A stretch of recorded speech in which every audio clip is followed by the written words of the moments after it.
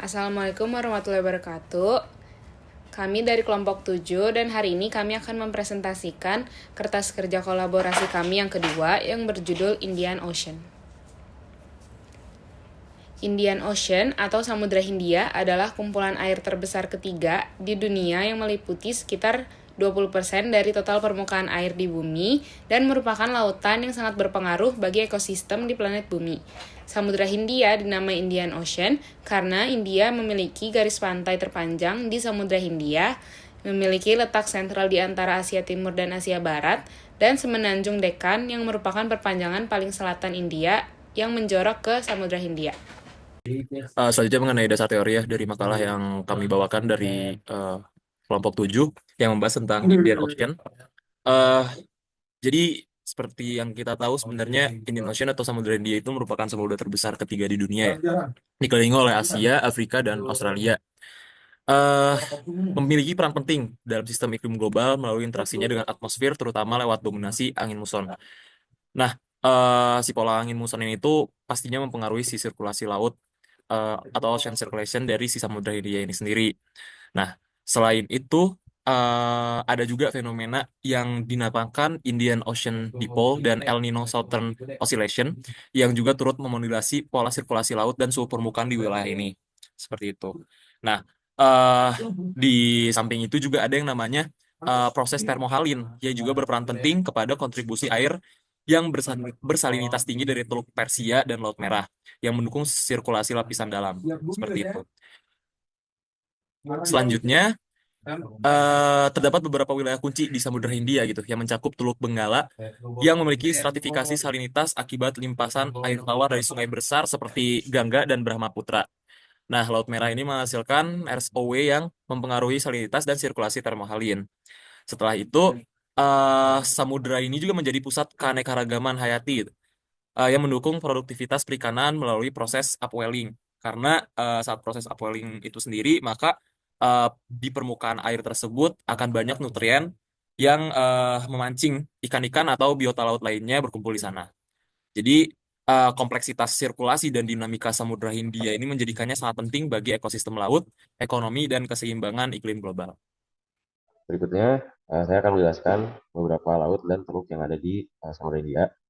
Yang pertama ada Laut Merah dengan karakteristik fisik panjang sekitar 2.250 km dengan lebar bervariasi antara 26 hingga 355 km.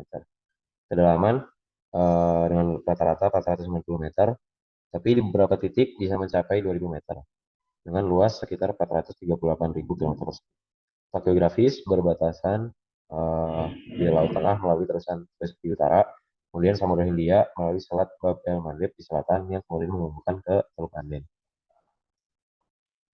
Selanjutnya ada Teluk Persia dengan karakteristik fisik yaitu panjang sekitar 2.250 km, lebar bervariasi antara 56 hingga 338 km, dengan kedalaman rata-rata 50 meter hingga 90 meter, dan luas sekitar 251.000 km persegi. Letak geografis yaitu berbatasan di utara, timur, dan timur laut, yaitu dengan Iran.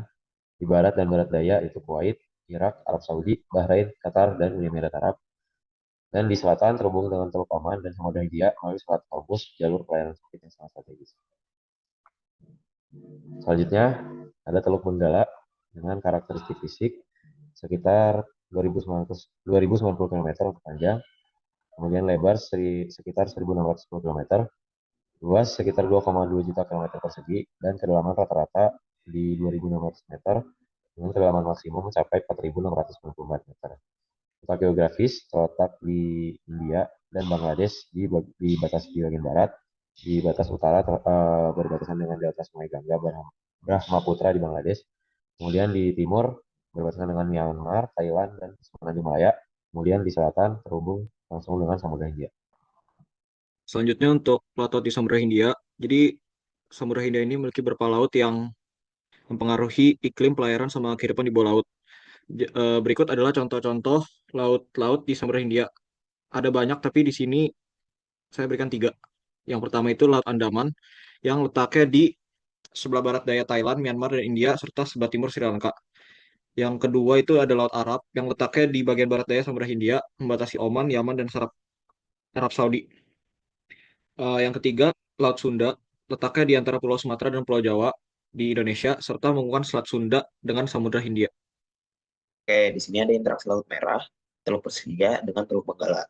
Jadi air asin dengan salinitas yang tinggi dari Laut Merah dan Teluk Persia ini sangat asin karena penguapannya tinggi. Mereka mengalir ke Samudra Hindia dan sebagian sampai ke Teluk Benggala. Nah, meski air di Teluk Benggala lebih tawar karena banyaknya aliran sungai seperti Sungai Gangga, air asin ini tetap mempengaruhi pola arus dan lapisan air di sana. Dampaknya terlihat pada perubahan ekosistem laut, seperti pergerakan ikan, dan mungkin mempengaruhi pola hujan di sekitar wilayah tersebut. Interaksi ini juga membantu menjaga keseimbangan kondisi air laut di kawasan Samudra Hindia. Baik, jika tadi sudah dijelaskan terkait isi juga pendapat dari pembahasan teman-teman saya, di sini saya menarik kesimpulan bahwasannya Samudra Hindia itu sebagian lautan terbesar ketiga di dunia yang memainkan peran penting dalam sistem iklim global, ekosistem, dan ekonomi. Sirkulasi lautnya pun didominasi oleh pola muson yang unik dengan fenomena seperti Indian Ocean Dipole dan El Nino Southern Oscillation yang mempengaruhi suhu permukaan laut, salinitas, serta curah hujan regional. Masa airnya pun dengan salinitas tinggi dari Laut Merah dan Teluk Persia memengaruhi dinamika termohaline, distribusi nutrien, dan stabilitas kolam air di wilayah ini, termasuk di Teluk Benggala. Selain itu, Samudra Hindia pun menjadi jalur utama perdagangan internasional serta mendukung keanekaragaman hayati dan produktivitas perikanan melalui proses upwelling. Dengan interaksi kompleks antara atmosfer, massa air, dan ekosistem, Samudra Hindia pun berperan strategis dalam keseimbangan iklim dan keberlanjutan global. Nah, untuk saran, saya mempoinkan terhadap teknis, lebih ke teknis. Yang pertama itu terkait tadi isian dari perubahan iklim, menurut saya menurut kami perlu lebih dibahas lagi terkait dampak pemanasan global, contohnya seperti kenaikan permukaan laut dan pengaruhnya terhadap IOD serta ENCOSO yang sudah dijelaskan sebelumnya. Lalu dari geologi dan oceanografinya, menurut saya tambahkan dampak fitur geologi seperti palung Sunda dan aktivitas tektonik terhadap sirkulasi dan ekosistem. Dan yang terakhir integrasi global, di mana menurut kami harap dijelaskan lebih lanjut peran Samudra Hindia dalam sirkulasi termohaline global dan siklus karbon. Sekian presentasi dari kelompok kami. Mohon maaf bila ada kesalahan. Wassalamualaikum warahmatullahi wabarakatuh.